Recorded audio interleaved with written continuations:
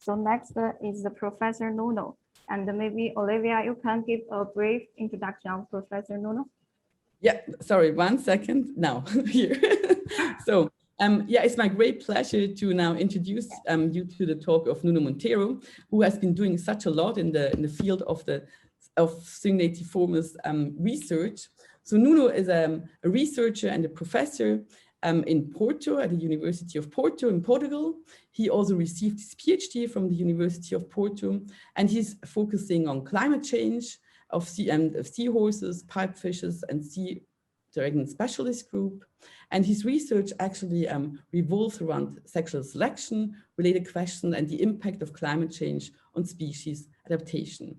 And Nuno has written to us that he's very sorry that he cannot be there in person, as actually he has amazing new research, and he thinks that in this audience, there must be the potential reviewers of exactly this research, and he would have loved to chat with all of us together. So Nuno, yeah, I would have also loved to talk to you in person, and I hope that we can soon do this. And now we are very much looking forward to you talk about the genomics of the endangered Knysna seahorse. Thank you. Thank you. Can you hear me?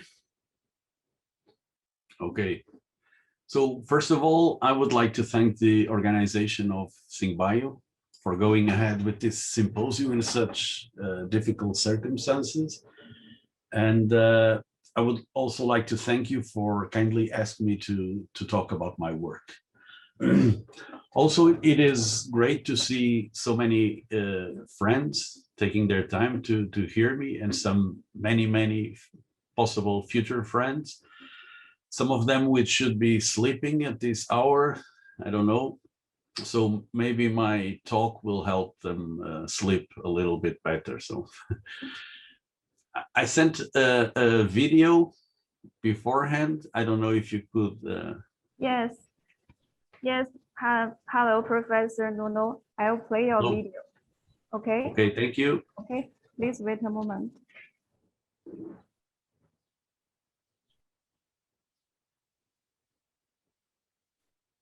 Hello.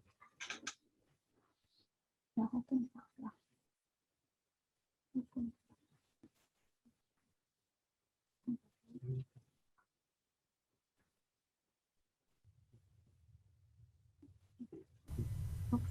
Hello, my name is Nuno. It's 8 o'clock in the morning here in Portugal, and I'm going to try and tell you a story about the seahorse. So I started working with cygnatids many years ago when conditions were very different from what they are today. I had much more hair, which I gradually exchanged for weight. Not a smart move, I know. Today, I still love working with cygnatids, but my very few skills are almost entirely centered on moving rocks around and looking for pipefish. Until recently, I never got a chance of working with seahorses. But a few years ago, we had Thomas Makare, who did his PhD in South Africa, visiting CBU, and he brought some Knysna seahorse samples for us to play with. Unfortunately, they were in really bad shape and no DNA was recoverable. So my first adventure with seahorses came to a sudden halt.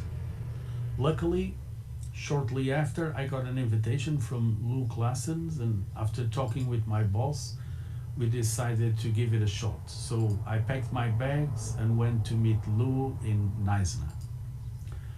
So what can I say about South Africa? I did not have time to visit much, but from what I saw, such a beautiful country. I remember the day that I arrived, I texted my daughter saying that I already saw some really cool wildlife and that I had the opportunity to ride a zebra.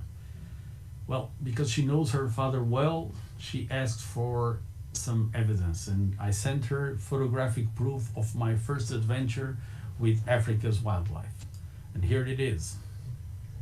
So while I was there, I also learned a bit about cricket. And now I root for South Africa. I was very well taken care for while I was there, as you can deduce from this photo. Here you can see Lou with the suspiciously constantly empty glass. You can see Nina, which helped a lot during sampling. Teske on the other side, always very serious. And Peter, who is a pharmacist and helped me deal with the severe cold that I saved especially for my trip. This was before COVID and no masks were required at the time, so my apologies to everybody that might have gotten infected. In history classes, I learned that Europeans were known to do this kind of things when they traveled abroad. So this is just some historical black humor, you can ignore it. Thanks to Lou and Peter, I was also able to see some really cool animals, the kind you dream meeting when you are a kid. Well, a Portuguese kid that only sees elephants in TV or the zoo. But let's get back to the work, as our group was there to see another iconic animal, the much smaller Knysna seahorse. So endemic to South Africa, the Knysna seahorse, Hippocampus capensis, is a relatively small cygnatid with a short snout whose coloration, often with dark speckles, generally varies from pale green to purplish black, depending on mood and surrounding environment. With an exceptionally small range, Hippocampus capensis has only been consistently recorded in 3 neighboring areas, the Swartley, Knysna, and Curbom's estuaries, as you can see below.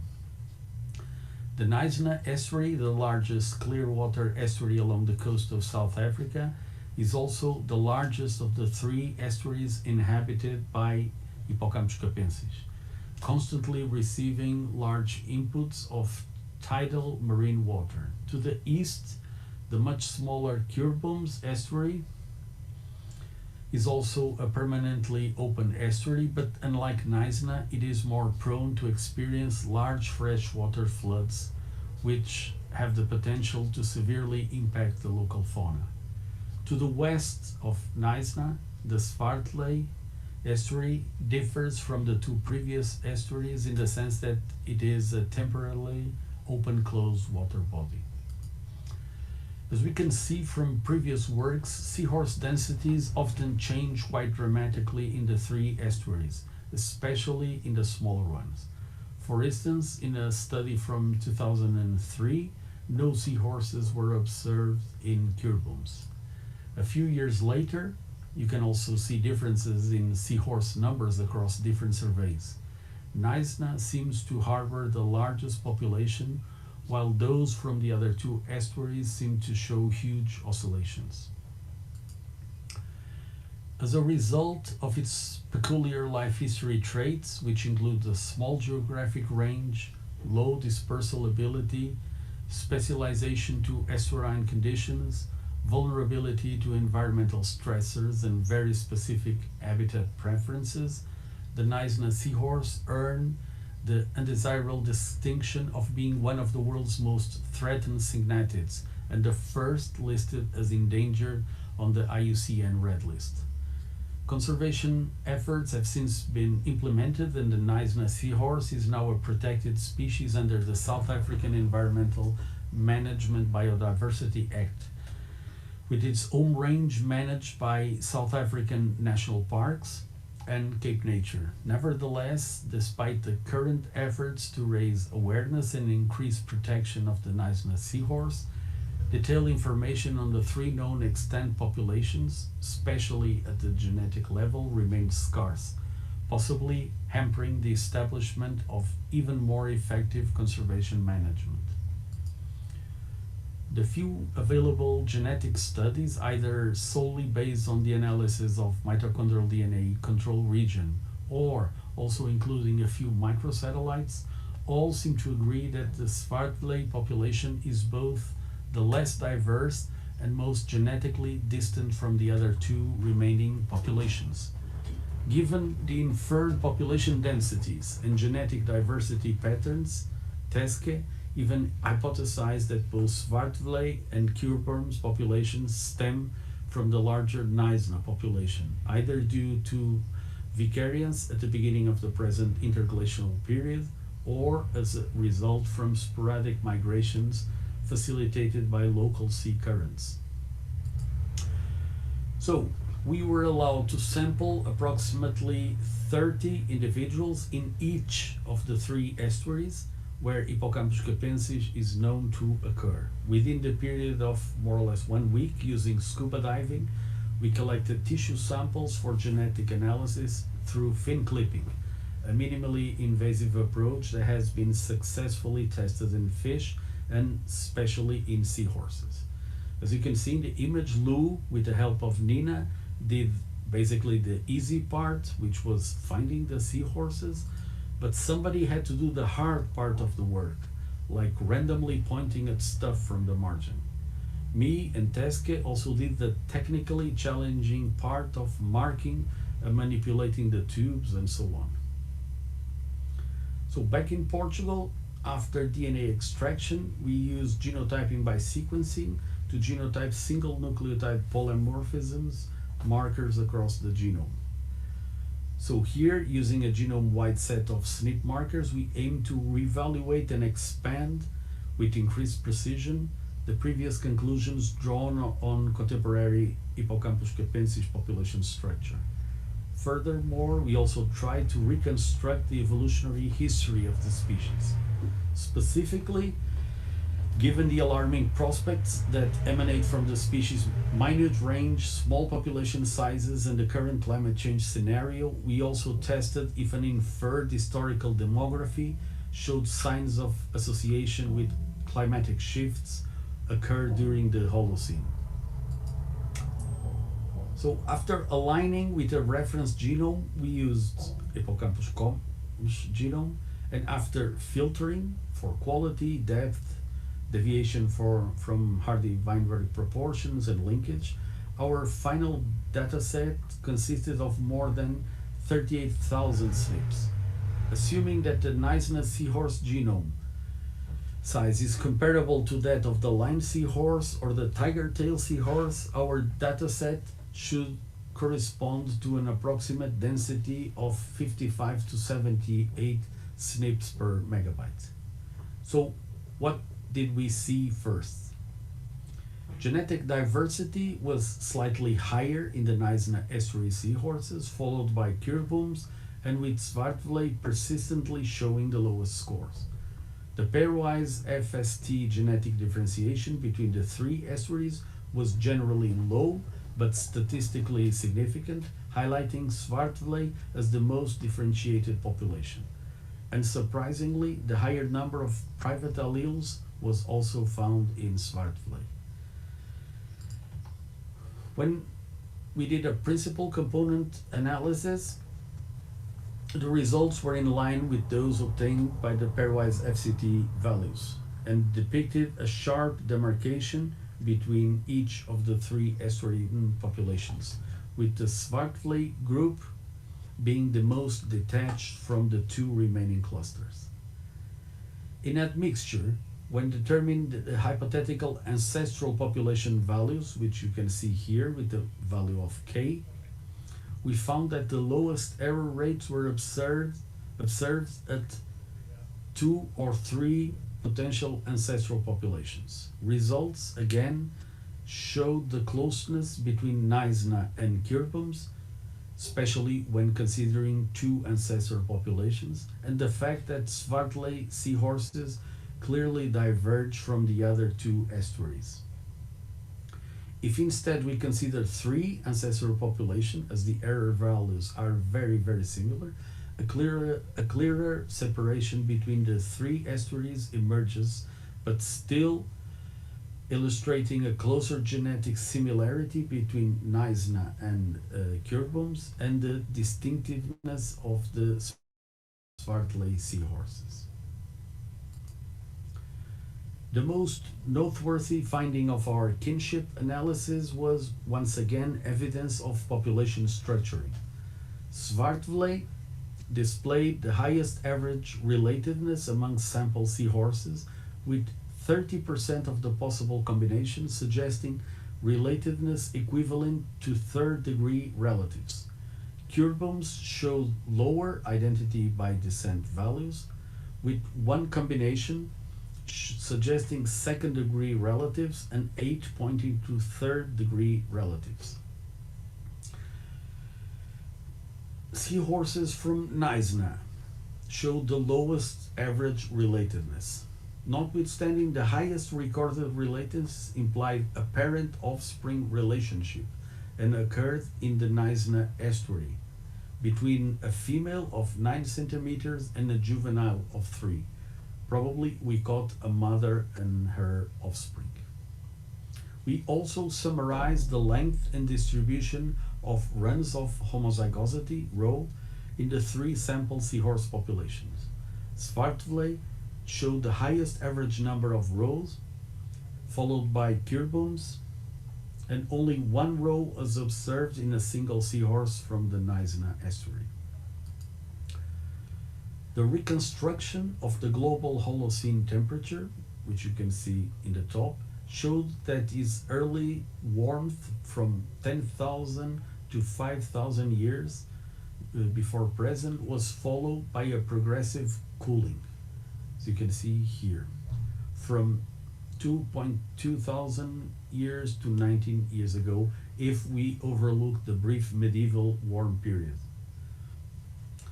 And it attained the lowest values during the Little Ice Age.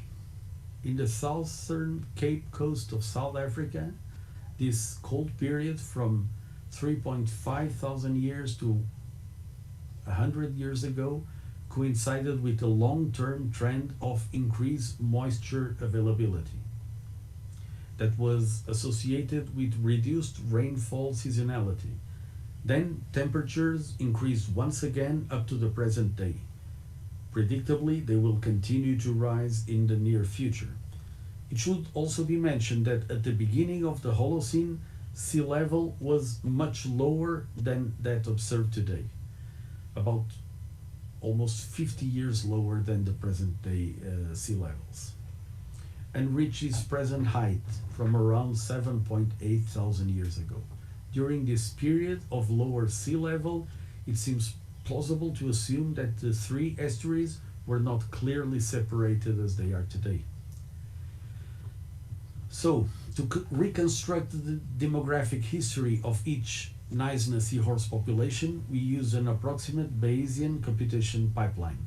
After attempting to infer Knysna seahorse effective population size through time for the 3 known extant populations, we observed that they all followed parallel paths since at least 10,000 years ago, as you can see in the image.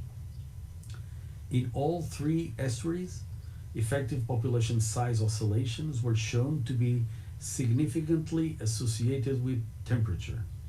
Starting from a smaller than present day effective population size, all 3 populations showed a sustained expansion starting only from approximately 2,000 years ago, when global temperatures started to cool and humidity increased in the southern coast of South Africa. This expansion, occurring in all 3 populations, continued up to more or less 100 years ago, when temperatures started to rise once again and a more arid environment ensued. From then on, as climate change continues to globally support an increase in temperature, effective population size in all 3 populations quickly declined, contracting by 2/3 in nearly half a century. To efficiently estimate divergence time with the multi-species coalescence model, we started from the same dataset used to reconstruct the Knysna seahorse demographic history. But now we had to reduce it to 5 randomly selected specimens from each of the 3 sample estuaries. The reduced dataset was analyzed with the BEAST add-on package SNAP, a Markov chain Monte Carlo sampler for inferring species trees and divergence dates. Basically, using the results obtained in PopScience ABC, we saw that Svartvley seems to have separated from the other 2 populations soon after sea levels attained its present configuration. Knysna and Kurbums, which are genetically closer, separated more recently, between 3,000 and 500 years ago. The estimated value for the separation is somewhere around 1.9 thousand years ago. So what can we conclude from our results? The close geographical proximity between the three estuaries inhabited by the Knysna seahorse could insinuate the chance for permanent gene flow between locations, resulting in a more or less panmitic population. I think that our results allow us to discard that simplistic supposition, as we found solid evidence of population structure between estuaries. In fact, significant differences in terms of genetic differentiation and variability advises the distinction between at least two, if not three, actual populations. The Knysna estuary currently harbors the largest and most diverse group of seahorses. The size of this estuary, its relative stability, probably helps clarify why Hippocampus capensis in Knysna also shows inferior levels of inbreeding, with lower degrees of relatedness and a virtual absence of long tracts of homozygous genotypes. The Kirboom's estuary, on the other hand, with a much smaller area and recurrent freshwater floods, harbors fewer seahorses, and surprisingly, with fewer individuals living and reproducing in a smaller space, Kirboom's seahorses show, compared to Knysna, less diversity and heightened levels of relatedness, accompanied by the presence of several homozygous sections of the genome. Despite these differences, seahorses from these two estuaries show lower degrees of divergence. Warranting the status of population seems entirely justified in the case of Swartvlei. Our results consistently highlighted this distinctiveness in all accessed parameters.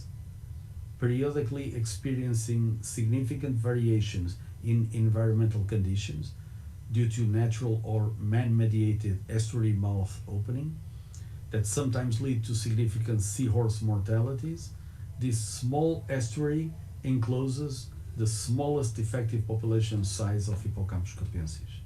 Moreover, Swartvlei seahorses display the lowest genetic diversity and an apparent absence of admixture with other populations. Highest relatedness and long rows, together with the highest number of private alleles.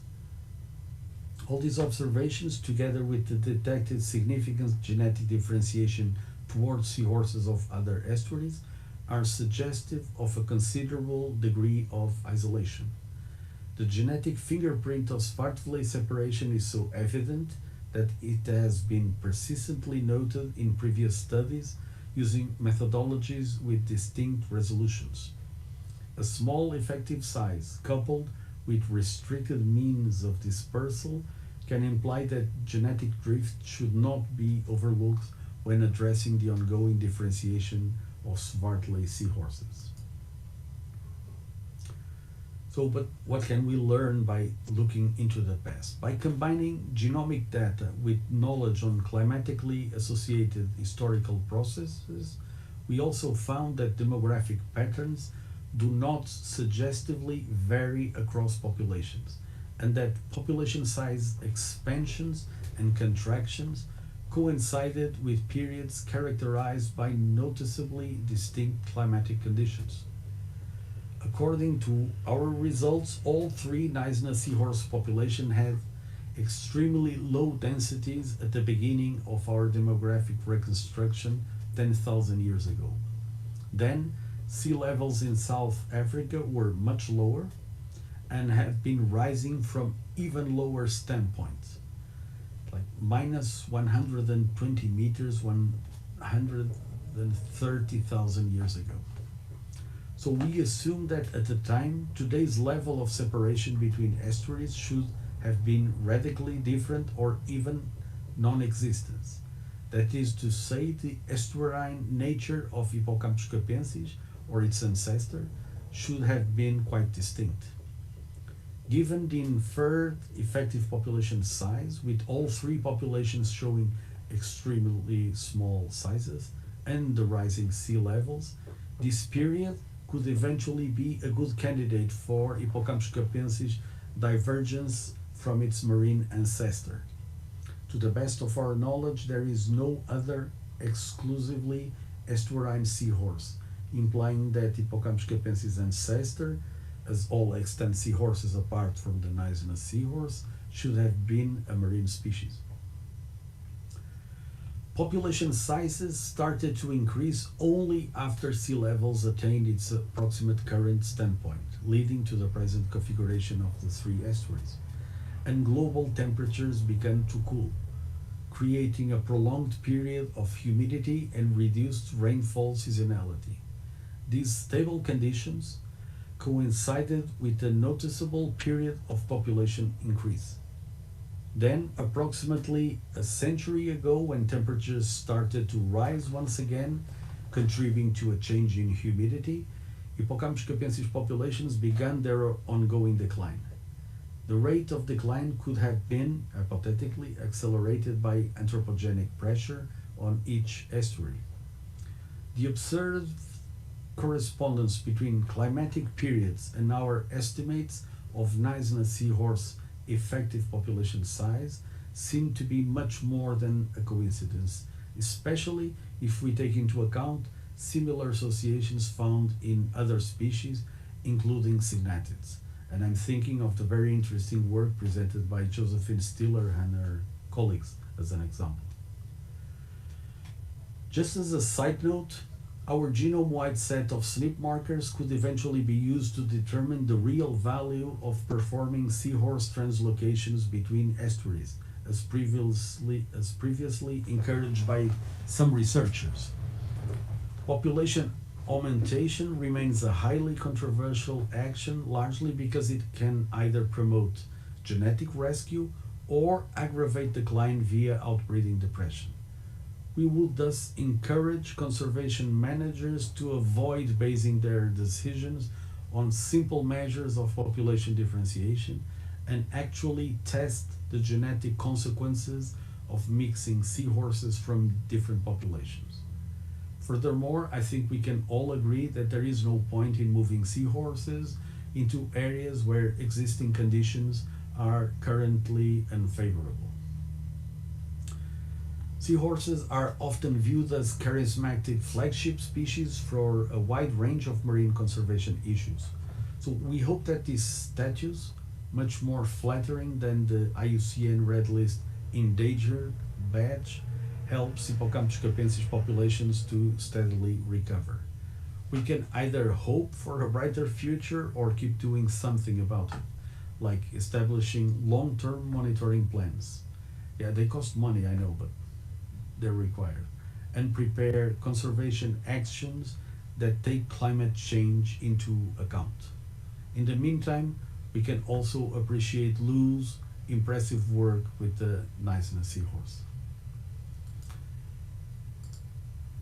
As these results stem from a collaborative work, I would like to thank Lou Claessens, Peter Tesk, Albano, Beja Pereira, and Lucio Pardal, the researchers behind this work.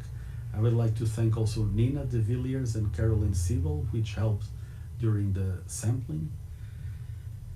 Also thank Tiago Monteiro, which is my brother, and Álvaro Barbosa from the University of St. Joseph in Macau for granting us access to computers that were able to perform some of the analysis. And lastly, to thank Sandparks for allowing us to sample in some of South Africa's most beautiful estuaries. Thank you. Yeah, thank you so much, Nuno, for this great talk. So it's impressive to see how much reproductive isolation there is ongoing and what impact this has. So other questions? We have not that much time, but maybe one question.